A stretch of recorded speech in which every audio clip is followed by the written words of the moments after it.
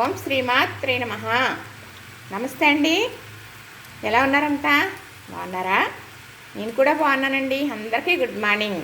మరి ఆషాఢంలో మునగాకు వండుకోవాలి కదా. చెప్పాను మీకు 3 సార్లు కానీ 5 సార్లు కానీ 9 సార్లు కానీ 11 సార్లు కానీ ఎన్ని మాటలైనా వండుకోవచ్చు. ఆషాఢంలో ఆదివారం లక్షవారం వండుకుంటాం. మరి మునగాకు తప్పనిసరిగా మరి ఆషాఢంలో వండుకోవాలని పెద్దలు పెట్టింది. ఎందుకంటే అప్పుడైనా తింటారో అని పెట్టారేమో అనుకుంటాం. ఉత్తప్పుడు తినకూడదని ఇవ్వరండి పూర్వం. కానీ ఇప్పుడు ఇది ముందు అయిపోయింది. ఇది ముందేనండి. మరి నిజంగా మంచి ఆరోగ్యం. ఇది మంచి ఆరోగ్యం. చక్కగా మునగాకు తెచ్చిన తర్వాత ఇదిగోనండి, చూసారా మునగాకు ఎంత తాజాగా ఉందో. మాకు చుట్టూ చెట్లు ఉంటాయన్నమాట. మరి వెళ్ళి తెచ్చుకోవడమే కోసుకుని కావాల్సింది. కానీ మేము కొంచెం ఎక్కువ వేసుకుని వండుకుంటాం, ఎందుకంటే మాకు అంత బాగా లభిస్తుంది కాబట్టి. చక్కగా ఇదిగో మట్టి పాత్ర పెట్టాను కదా, ఇందులో వాటర్ వేసాను. ఇందులో వేయవలసినవి మరి వేస్తాను. ఎలా వేసి వండుతాను అనేది కూడా మీకు చెబుతాను. మునగాకు చక్కగా ఏగుతుంది కదా, అంటే బాగా రోస్ట్గా ఏగిపోవాలనేది కాదు, పచ్చిదనం అనేది పోవాలి. కొద్దిగా నూనె వేసి ఇలాగా వేయిస్తున్నాను అన్నమాట. ఇది ఏగుతుంది కదా. ఇప్పుడు ఈ పాత్ర పెట్టుకుని దీనికి తగినన్ని నీళ్ళు వేసుకున్నాను. ఇదిగో ఈ కప్పు ఇది తెలగపిండి, అదేనండి నువ్వు పిండి అంటారనమాట చాలామంది. మాకైతే తెలగపిండి అని అంటాం అనమాట. గానుగ దగ్గర మరి చక్కగా నూనె తీస్తారనమాట. నువ్వు పప్పు నూనె తీస్తే పిండి వస్తుంది కదా, అది అంటే కొంతమందికి తెలియదేమో అని చెబుతున్నాను అనమాట. ఇలాగ కప్పు పిండి కదా, కొంచెం కప్పుకి వెళ్తుంది కదా, ఇలా 2 కప్పులు నీళ్ళు వేసాను. ఇవి మరుగుతున్నాయి కదా. ఇప్పుడు ఏం వేస్తానో చెబుతానే. చిటికుడు బెల్లం కూడా వేయాలండి. పట్టి బెల్లం వేస్తున్నాను నేను, ఎందుకంటే ఈ కూరకే స్వీట్ ఉంటే బాగుంటుందన్నమాట. ఇప్పుడు ఇందులో 1 స్పూను నూనె వేసి నీళ్లు పెట్టుకున్నాను కదా, మరుగుతున్నాయి కదా. ఇప్పుడు సరిపడే ఉప్పు వేస్తున్నానండి. చక్కగా ఉప్పు వేసేసాను కదా. మళ్ళీ పసుపు వేస్తాను. ఇందులో కారం వేయట్లేదు, ఎండుమిర్చి తాలింపులో వేద్దాం కదా అని కారం వేయట్లేదు, మరి ఘాటు అంటారని. చక్కగా ఇదైతే పసుపు చాలా నెంబర్ 1 పసుపు అండి. పసుపు వాడేటప్పుడు మనం నెంబర్ 1 వాడాలి. ఎప్పుడు కూడా కొంటాం చూసారా, ఒకటి చూడటానికి బాగోదు, మరి అది మంచిది కాదని నేను అంటాను. చక్కగా చూసారా, ఇది ఇందులో పట్టి బెల్లం వేసాం కదా, కరుగుతుంది. నీళ్ళు మరుగుతున్నాయి కదా. ఇది తెలగపిండి, అదేనండి నువ్వు పిండి.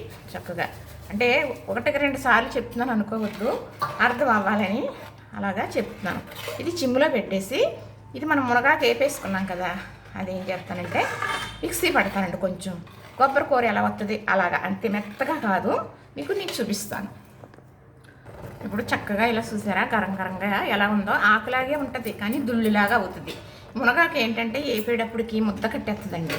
దానివల్ల ఇందులో వేసినా కూడా కలదనమాట. అందుకు కొంచెం నేను అలా మిక్సీ పట్టుకుంటాను. పూర్వం అయితే ఏం చేసేవారంటే పెద్దవాళ్ళు, మరి వెనకటి కాలంలో చక్కగా మరి వేపేసిన తర్వాత రాత్రోళ్ళు అంటే దంచుకునే రోలు అని పెద్దవి అన్నమాట, నుంచుని దంచుకోవచ్చు అనమాట. ఆ రోళ్ళు ఉంటాయండి. చక్కగా అందులో వేసేసి రాకలతోటి నుంచుని పెద్దగా ఏమీ అవస్థపడిపోక్కర్లేదు. కానీ అయ్యే వ్యాయామం ఏదంటారు కదా అప్పట్లో, అదేనండి. చక్కగా దంచేసి ఇవ్వరమాట. దంచితే ఇలాగే వచ్చిందండి ముక్కలాగా. మనం మిక్సీ పట్టేమంటే గర్రమని 2 మాటలు 3 మాటలు అనేటప్పుడు చాలు. అంతకన్నా అంటే పిండిలాగా ఇది ఇందులో ఏ వేసేమో తెలియకుండా అయిపోతుంది. కానీ ఇలాగ ఆకులాగా కనపడాలి, చూడటానికి చాలా బాగుంది కదా, తినడానికి అంతకన్నా బాగుంటుంది. రొటీన్ డైలాగ్ అయినప్పటికీ కూడా మరి నిజం అదేనండి. ఇది చక్కగా ముందు నీళ్ళు మరిగేటప్పుడు పిండేసి ఉక్కుపోయింది కదా, మునగాకేమో వేపుకున్నది వేసుకున్నాం.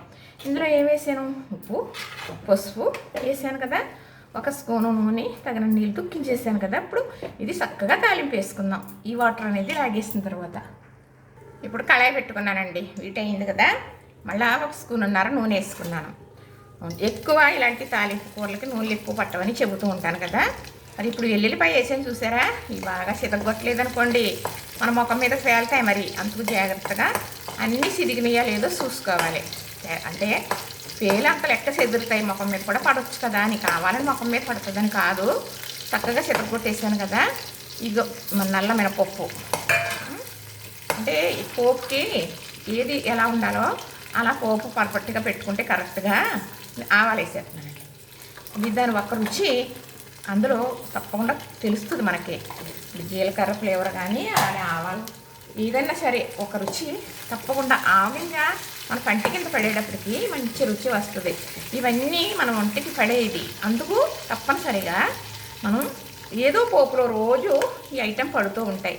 నేను మిరపకాయలు కొంచెం ఎక్కువ వేస్తున్నానండి. ఇందులో వేసిన మిరపకాయలు ముక్కలో చాలా కమ్మగా తినేటప్పుడు ఈ మిరపకాయ ముక్క ముద్దలో పెట్టు తింటే చాలా బాగుంటుందండి. మాకు అలవాటు అన్నమాట.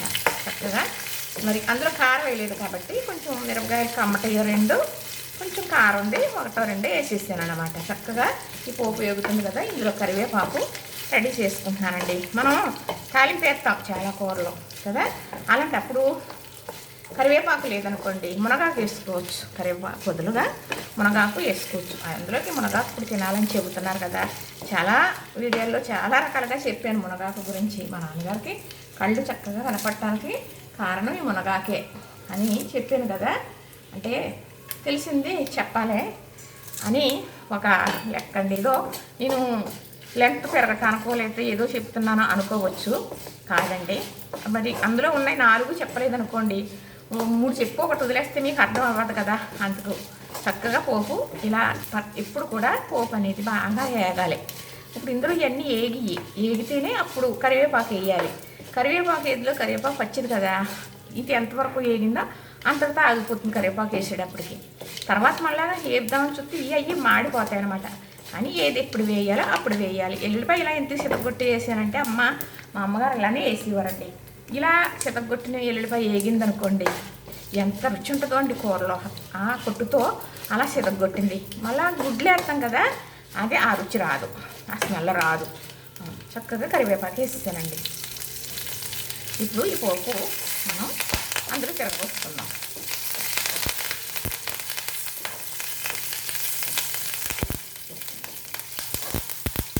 చక్కగా వేగింది కదా, ఇప్పుడు తిరగపోసుకుందాం. ఇప్పుడు చక్కగా నీరు అనేది ఎగిరిపోయిందండి. ఇందులో నీరు లేకుండా ఎగరబెట్టేసుకోవాలి బాగా. ఇలా పొడి పొడిగా వచ్చేయాలన్నమాట. ఇలా వచ్చేస్తే ఇంకప్పుడు మనం పోపు వేసేసుకోవచ్చు. చక్కగా ఎగిరిపోయింది కదా. ఇప్పుడు ఈ పోపు వేసుకున్నాను కదా, ఇందులో వేసేస్తాను.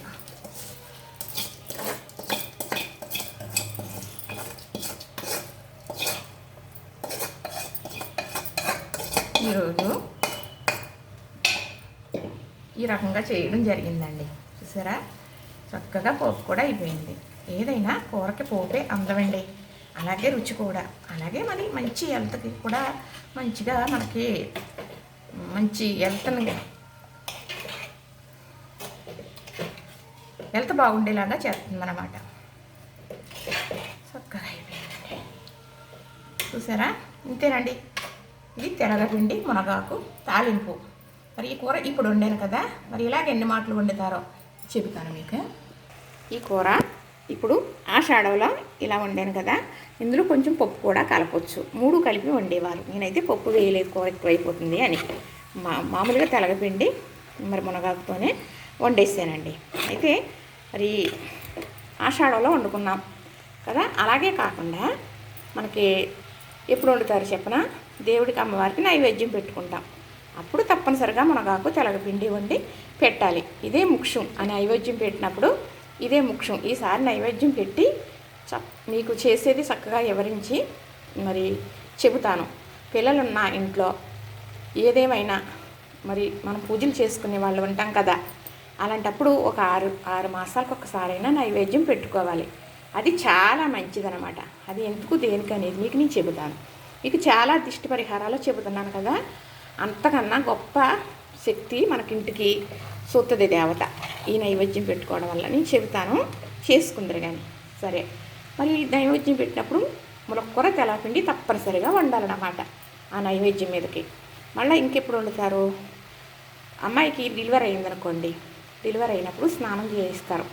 అప్పుడు కూడా మునగాకు తెలగపిండి తప్పనిసరిగా వండి ఎర్రనమ్మకే నైవేద్యం అని పెడతారనమాట స్నానం చేయించిన రోజు. ఎర్రనమ్మ అంటే అది ఒక దేవత అన్నమాట. పూర్వం కొలుసుకునేవారు పిల్లలు చాలా బాగా ఉండాలని. అవన్నీ చెప్పాలి అంటే ఈ ఎంకరేజ్మెంట్ ఉండాలి, ఎవరైనా అడగాలి, గుర్తుకొస్తుంది. తప్పనిసరిగా చెబుతాను. పురుష స్నానం చేయించినప్పుడు తప్పకుండా మునగాకు తెలగపిండి వండుతారా, ఎర్రనమ్మకి నైవేద్యం పెడతారా. ఆ రోజు బాలింత్రాలకి కూరేసి భోజనం పెడతారు. అలాగే ఇంతమంది పేరెంటాళ్ళు భోజనాలు పెట్టుకుంటారు, అందరికీ తప్పనిసరిగా ఈ కూర ఆకుల్లో వేస్తారన్నమాట. అలానా ఈ కూర వండుతారు. అంటే ఈ కూరకు అంత ప్రత్యేకత ఉన్నదని మీకు చెబుతున్నాను. అమ్మవారికి ఏదన్నా నైవేద్యం పెట్టాలి, గుడి దగ్గర పూజలు చేయాలి అన్నప్పుడు తప్పనిసరిగా మునగాకు తెలగపిండి వండుతారన్నమాట. ఎందుకంటే మరి ఈ మునగాకు వల్ల అంత గొప్ప శక్తి ఉన్నదని ఆవిడకి నైవేద్యం పెట్టి మనం తింటాం కదా, అందుకు చూశారు కదా. మరి ఇందులో ఎండుమిర్చి చాలా బాగుంటుందండి, ఎల్లుల్లిపాయ కూడా అంతకన్నా బాగుంటుంది, చూశారు కదా. మరి ఈ కూరకి కాంబినేషన్ చారు పెడితే చాలా బాగుంటుందండి. దీంతో అన్నం తిన్న తర్వాత కొంచెం చారు వేసుకుంటే సూపరు. ఇంతేనండి, అయిపోయిందండి. చూశారు కదా, నచ్చింది కదా. చేసుకుంటారా? మునగాకు దొరికిందనుకోండి, నువ్వు పిండి మామూలుగా షాపుల్లో కొట్టుల్లో ప్యాకెట్లు కూడా అమ్మేస్తున్నారు. మాకైతే గానుగ దగ్గరికి వెళ్ళి నెంబర్ 1 అని తెచ్చేసుకుంటాం. కానీ ప్యాకింగ్లు కూడా మంచిదే ఉంటుంది. చూసుకుని తెచ్చుకున్నారనుకో, చక్కగా ఇలా వండుకున్నారనుకో, పిల్లలకి పెద్దవాళ్ళకి మంచి ఆరోగ్యం కదా. తప్పనిసరిగా మునగాకు తినాలి కాబట్టి ఎన్ని రకాలుగా వండుకోవచ్చు అన్ని రకాలుగా చేసుకుంటా అన్ని రకాల రుచులు చూసినట్టు. మునగాకు తినడమే కదా అని ఒకటే రకం తినలేం కదా, అందుకు నేను ఇలా చెబుతున్నాను. పప్పు వేసి వండుకుంటాం కదా, పచ్చడి చేశాను కదా, ఇంకా రకరకాలు కూడా చేసి పెడుతూ ఉంటాను. ఎటొచ్చి మీ ఎంకరేజ్మెంట్ ఉండాలి. కామెంట్లు పెడుతున్నారు కదా, ఆ కామెంట్లు అడిగారే అనుకోండి ఏదన్నా తప్పనిసరిగా చెబుతాను. చూసారు కదా, నచ్చింది కదా. ఇంతేనండి, మునగాకు తెనగపిండి రెడీ అయిపోయింది. లైక్ చేయండి, షేర్ చేయండి, సబ్స్క్రైబ్ కూడా చేసేయండి.